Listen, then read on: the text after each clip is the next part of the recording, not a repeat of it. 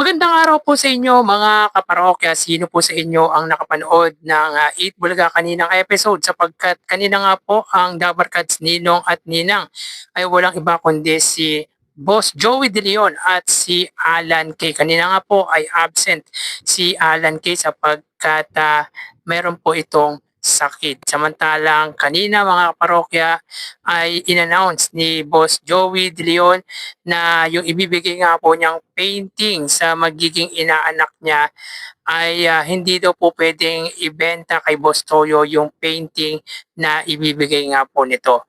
At yan po ang ilan sa pag-uusapan natin ngayong araw mga kaparokya. And of course mga kaparokya, yung usual na ginagawa po nating online viewership ay hindi po yan mawawala. Pero bago yan, magpapakilala po muna ako sa inyo.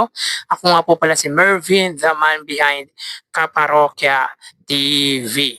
So mga kaparokya, panoorin po muna natin itong video na kung saan ayon kay Joey De Leon ay hindi daw po pwedeng ibenta kay Boss Toyo yung painting na ibibigay niya po sa inaanak na maswerteng mabibigyan niya ng kanyang obra. So panoorin po natin to mga kaparokya. Inaanak! Well, ang magiging inaanak ko mula sa team bahay. Wow! Diba? Okay? Ayan, team bahay, kuha na ng papel at mag-selfie sa harap ng TV habang hawak ang fansay ng pangalan po ninyo at City o probinsya kung nasan kayo habang kumakanta ng listen. Yes, sir. I-comment sa designated post na ito sa TVJ Facebook page. Okay. Wow! Yan mismo. Ayan po. At least may souvenir ako. Ikaw Ito, Alan, ito nagdadasal para sa'yo. Okay. 5 winners of 5,000 pesos at limited edition ng Eat Bulaga sweatshirt. At may isang winner din ng 10,000 piso at isang painting ko. Na hindi pwedeng ibenta kay Boss Toyo. Hindi pwede. Nag-uusap na kami ni Boss Toyo. Yan, kay Ma'am AK naman po. So parang pinaringgan po ni Henyo Master mga kaparokya yung nagbenta ng painting ni Boss Joey De Leon na si Anjo Iliana. Itong mga nagdaang araw po kasi mga kaparokya ay may ilan na nagbenta ng painting ni Boss Joey De Leon. At hindi lang po basta-basta ang halaga nito mga kaparokya dahil humahabot po mga kaparokya ng hundreds yung halaga nga po ng painting na gawa ni Boss Joey De Leon. Kaya pinangunahan na agad po ni Joey De Leon ang mabibigyan po nito ng painting dahil baka ibenta po kay Boss Toyo. Well mga kaparokya, tingin ko naman ay biro lamang po yan ni Henyo Master Joey De Leon dahil kung emergency ay hindi po malayong ibenta kay Boss Toyo yung painting ni Henyo Master. Alam din ni Henyo Master mga kaparokya na talagang very significant ng mga obra na gawa po nito. Kung kaya mga kaparokya ay pinaalalahanan niya po agad ang si Boss Toyo na hindi niya po pwedeng bilhin ang painting na gawa po nito. At biro lang naman siguro yun mga kaparokya. Swerte mga kaparokya yung mabibigyan nga po ng painting ni Henyo Master. Kumbaga yung 10,000 pesos na matatanggap nito ay maliit na bagay na lang po yan kaysa po sa painting na gawa ni Henyo Master na aabot po talaga mga kaparokya ng mahigit 100,000. Kaya pangalagaan mga kaparokya sana ng maswerteng mabubunot ni Henyo Master. Samantala mga kaparokya sa highest viewership, ang It Showtime ay may 96,000 at ang Eat Bulaga ay 115,000 views. So dito mga kaparokya kahit present si Ann Cabogable Vice Ganda ay hindi po umabot ng 100,000 views. Ito po yung average views ng It Showtime sapagkat umabot lamang po sila ng 96,000. Onting-onti na lang po mga kaparokya ay 100,000 na po sila. Dito ay lamang ng 19,000 views ang Eat Bulaga. Samantala mga parokya, sa pamimigay ng papremyo kanina po ay more than 200,000 ang ibinahagi ng Eat Bulaga. Pero unahin po natin ang Eat Showtime. Ang Eat Showtime ay may 65,000 pesos. Sa 65,000 na ibinahagi po nito, 20,000 po dito ay sa Laro-Laro Pick. Ito po ay tanging sa elimination round lamang sapagkat sa jackpot round ng Laro-Laro Pick ay bokya po ang nakuha dahil hindi po nito nasagot ang tamang sagot sa tanong ni Vice Ganda or sa tanong nga po sa jackpot round. Samantalang sa tawag ng tanghalan ay 45,000 pesos with a total of 65,000 pesos. Samantala sa Eat Bulaga mga kaparokya, sila po ay may total of 251,000 pesos. Of course, sa sugod bahay ay 101,000 pesos sapagkat nagbigay po ang McCormick ng 11,000. 3 winners over 2,000 and of course yung 5,000 mula sa team bahay. At yung winner nga po mga kaparokya ay binigyan ni Bossing Vic Soto ng 70,000 pesos. So malalaki po ang papremyo ng naiuwi nga po ng mga winner sa sugod bahay sapagkat noong Lunes ay nagbahagi ng 100,000 si Bossing Vic Soto, kahapong episode ay 70,000 and of course ngayong araw ay 70,000. So ang sugod bahay ay may total of 101,000 samantala sa Gimme 5 80,000. Nakuha po yung jackpot round sa Gimme 5 nga lang ay hindi po nakumpleto ng audience yung papremyo para sa kanila. Sa The Clones Open, 25,000 pesos, hindi po na double the money. Yung 15,000 pesos na supposedly ay 30,000 if nasagot nga po yung tamang tanong sa jackpot round ng The Clones Open. Then of course mga kaparokya, yung Ninang, yung double cuts Ninang ay 45,000 pesos na kung saan ay nakapagbahagi si Joey De Leon ng 35,000 pesos.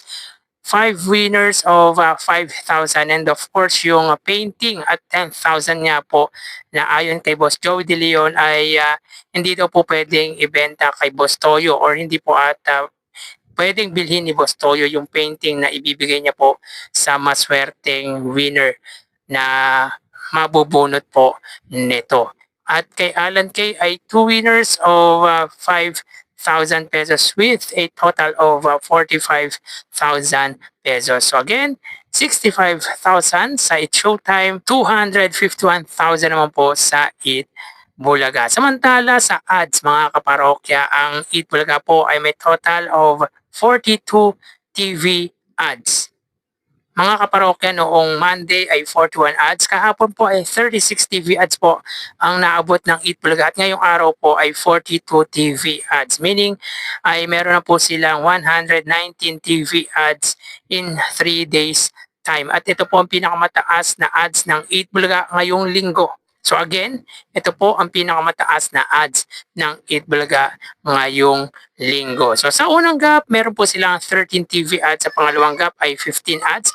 At sa pangatlong gap ay 14 TV ads with a total of 42 TV ads. So medyo mababa ang ads na lumalabas ngayong linggo sa pananghaliang programa ng Tito Vic and Joey. Hindi po tulad nitong mga nagdaang linggo mga kaparokya na kung saan ang pinakamataas na total ads per week ay 292 TV ads. So yan po ang update natin mga kaparokya para sa dalawang pananghaliang programa. So tara ating alamin ang online viewership ng dalawang bigating noontime shows.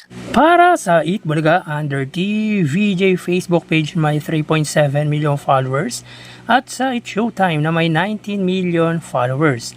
So sa oras na 1:29 PM ang Eat Showtime po ay may kasalukuyang segment na Laro Pick at ito po ay ang jackpot round ng Laro Pick na may pot money na 250,000 pesos. Samantalang ang Eat Bulaga ay gimme 5. So dito may kita po natin na ang pagitan po ng dalawang noontime shows ay 4,000 na kung saan ang Eat Showtime ay may 3,000 na viewers at ang Eat Bulaga ay may 2,600 viewers. Bali 400 viewers lamang po ang iniangat ng Eat Showtime sa Facebook Live ng dalawang noontime show. So again, sa oras na 1:29, ang Eat Showtime ay may 3,000 viewers at ang Eat Bulaga ay 2,600 live viewers. So magawi tayo sa TV Network YouTube channel ng dalawang noontime show.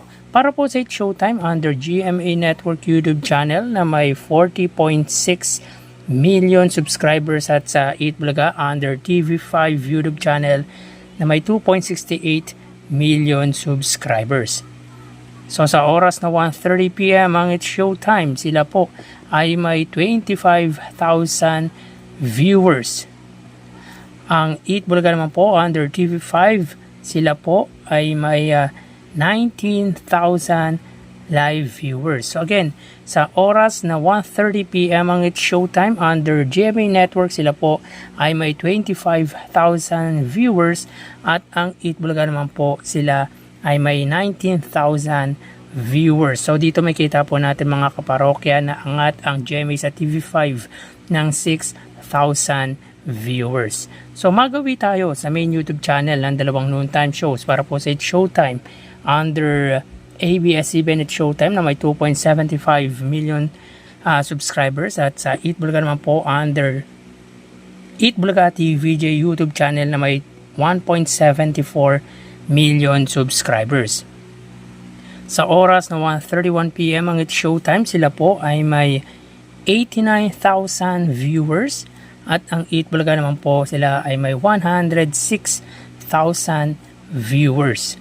So again, sa oras na 1:31 PM ang It's Showtime, sila po ay may 89,000 live viewers at ang Eat Bulaga naman po ay may 106,000 live viewers. So bali ang total na nakuha ng dalawang noontime shows ay ang total ng dalawang noontime shows para po sa It's Showtime ay 117,000 viewers at 127,000 naman po sa Eat Bulaga. Sa Facebook Live, 3,000 sa It's Showtime, 2,000 sa Eat Bulaga. Sa TV Network YouTube channel, 25,000 sa GMA, 19,000 naman po sa TV5 at sa main YouTube channel, 89,000 sa It's Showtime, 106,000 naman po sa Eat Bulaga. So again, 117,000 total views para po sa It's Showtime, 127,000 naman po sa Eat Bulaga. So dito ay lamang ng 10,000 views ang Eat Bulaga against sa It's Showtime. Meaning ay wagi pagdating sa online viewership ang pananghaliang programa ng Tito Vic and Joey against sa noontime show ng GMA Network at ng ABS-CBN. So yan po ang lumalabas sa kanilang online viewership as of 1:33 PM. Magpapaalam na po ako sa inyo. Ingat po tayo. Thank you and God bless.